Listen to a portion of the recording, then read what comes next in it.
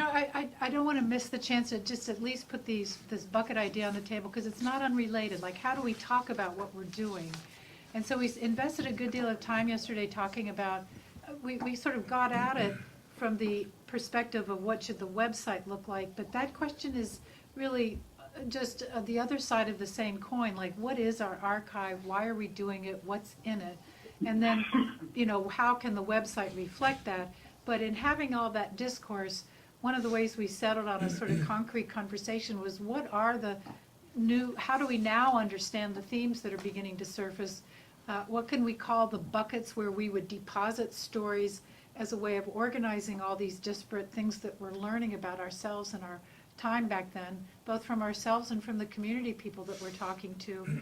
And some of the words that got put up on the flip chart included partnerships and collaborations. In other words, that seems to be, it was an important part of what we did no matter where we went. It may not be the right words, but it's a bucket. How do stories reflect, where are the common stories that illustrate how we were always working in partnership and in collaboration?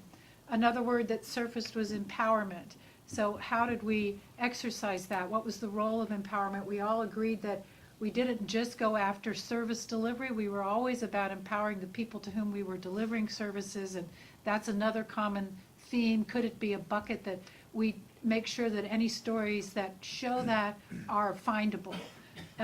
We talked about youth. We didn't know what to call it exactly. Youth activism, student activism, the fact that we were students was an important part of it, and how can we show how that worked for us? It was not always the same for us and our different iterations as students, and it wasn't the same over the years as students, but student was always what we were, and as distinguished from other people that do community organizing. We talked about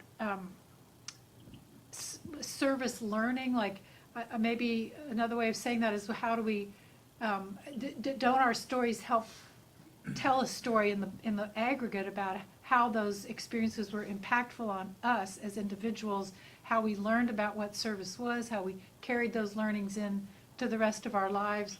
These are not new themes.